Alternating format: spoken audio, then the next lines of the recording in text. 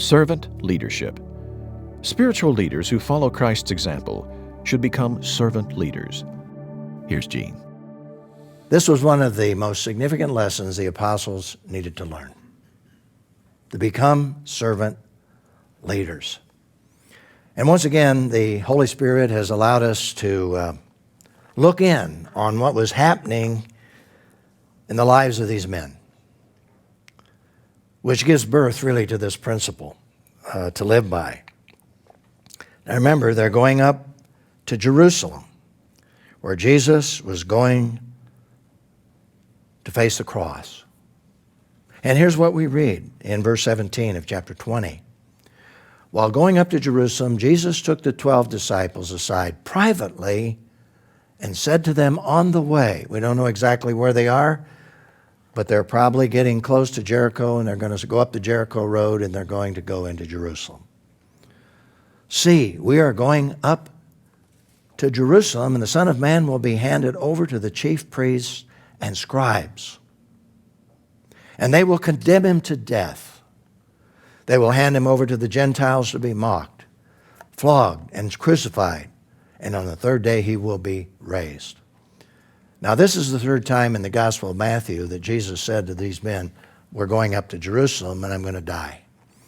The first time he said it, Peter said, no way. That's never going to happen to you, Lord. And of course, the Lord had to rebuke him. The second time Jesus said he was going up to Jerusalem to die, to be crucified, the disciples were becoming very distressed because they're heading up to Jerusalem. And they know this is very tense. They've been there on previous occasions when they actually tried to take Jesus' life by stoning him. So it's a tense situation. But this is the third time. And here, the third time that Jesus said he was going to go to Jerusalem to die, the unimaginable happened. It's hard to conceive that two men could be so arrogant, and their names are James and John. These two brothers, sons of Zebedee, been following Jesus for 3 years. And what happened was they made a very selfish request. Now here in the Gospel of Matthew, it involves these men, it involves their mother. Salome is her name. And she's the wife of Zebedee. And basically, what Matthew records is that she came and Jesus said, what do you want? And here's the answer. Promise, she said to him, that these two sons of mine, James and John, may sit, one on your right and the other on your left, in your kingdom. Think about that. But here's the unimaginable. When you read the Gospel of Mark, these two men were right there beside her. And I think what happened is she came in first, they're kind of behind her, and she asked this question, and they come right in behind her and say, yes, Lord, can we sit on your right and on your left? And Jesus responded to these two men and asked them a question. He said, can you pay the cup or drink the cup that I'm going to drink? And he's just told them what it's going to be. And they said, yeah, we can. Because they don't really believe. They don't really understand what that cup is. It's death.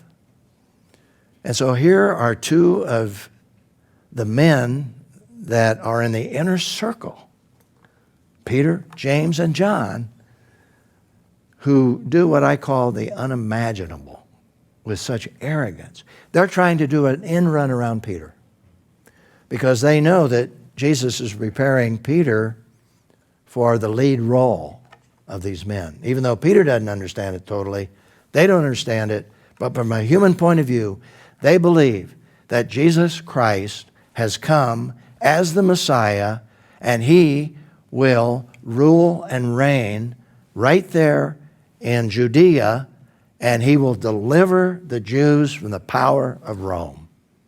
And they want to be the president's men on the right and on the left. The thing that always fascinates me is they're 3 years in to having followed Jesus and hearing everything he taught, and they still don't understand. Well, it's very interesting that they really learned that lesson. Once Jesus came, once he died, once he rose again, went back to heaven. Who was the first martyr that gave his life for Christ as one of the apostles? It was James. He was beheaded by Herod. That was the transformation that took place in his life. And you can imagine the crown that he will have as a result of his faithfulness and persecution. John lived to be in his 90s. And I think when he wrote that little letter and he said, this is how we know love, what love is. Jesus laid down his life for us. We ought to lay down our lives for one another. I frankly think that he probably had tears in his eyes as he thought back 60 years approximately when his brother James lost his life because of his commitment to Jesus Christ. It was one of the probably most significant moments in his life when he wrote about what Jesus really meant when he washed their feet. This is how we know what love is. James laid down his life for Jesus Christ. There was tremendous transformation in these two men's lives, in all of these men's lives, except Judas, obviously, who left the scene because of his unbelief. But back to the lesson. Jesus takes this situation after addressing these two men in their arrogance, and he turns to all of them in verse 25, and he says this. Jesus called them over and he said, look, men, look. And by the way, the other men are just indignant because they knew what James and John had done. And Jesus says, you know that the rulers of the Gentiles lord it over them, and those in high positions act as tyrants over them, that is their people.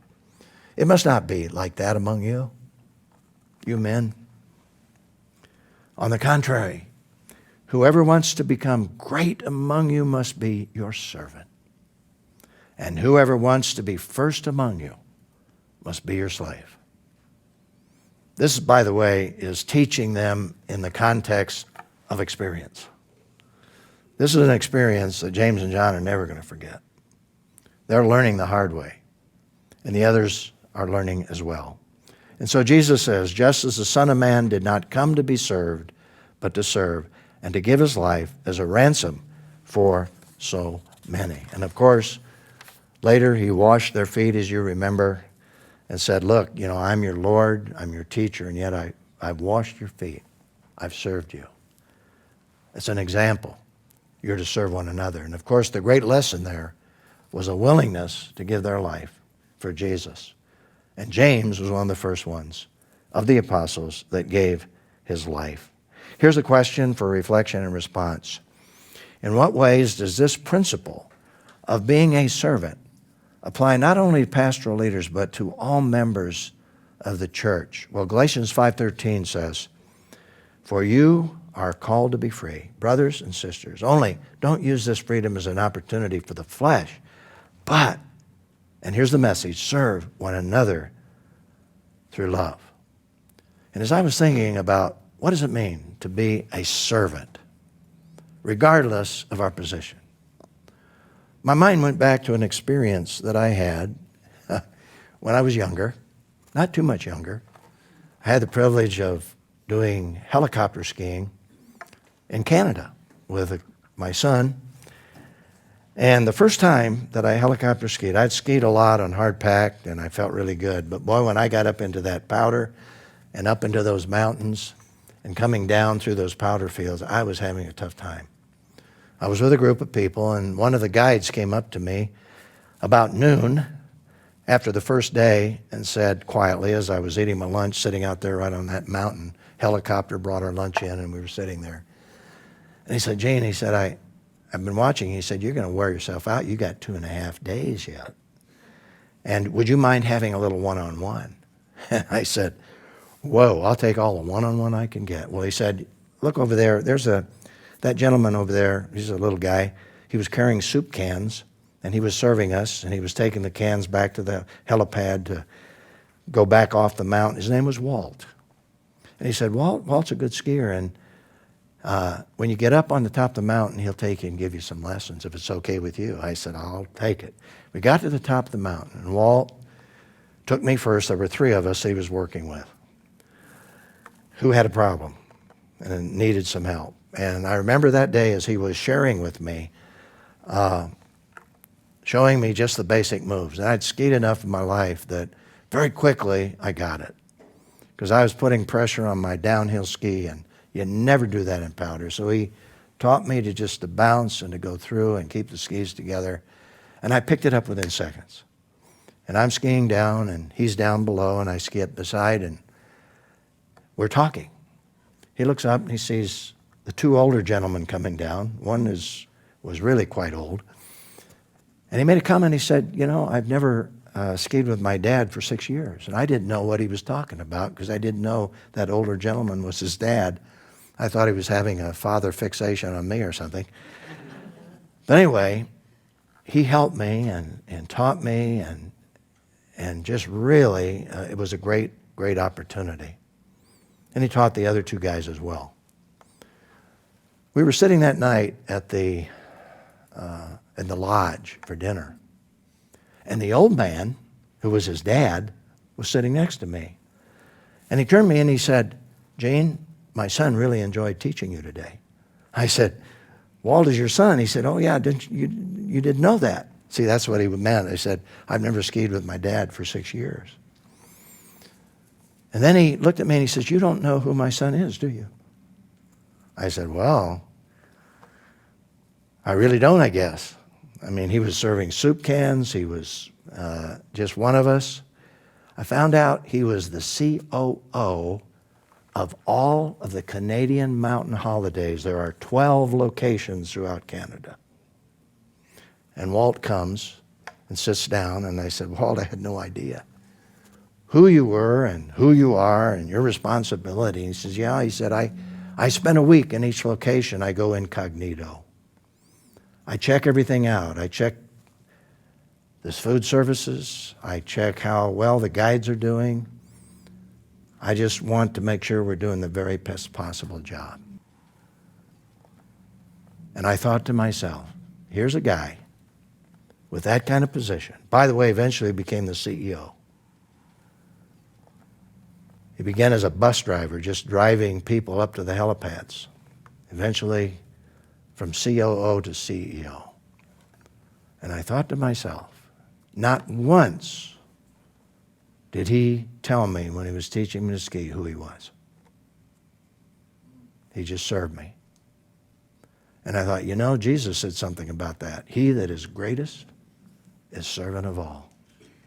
And I don't know whether he was even a believer. The fact is, he was demonstrating what Jesus did and what he was teaching the apostles. There's a spiritual lesson there. So here's the principle to live by. Spiritual leaders who follow Christ's example should become servant leaders.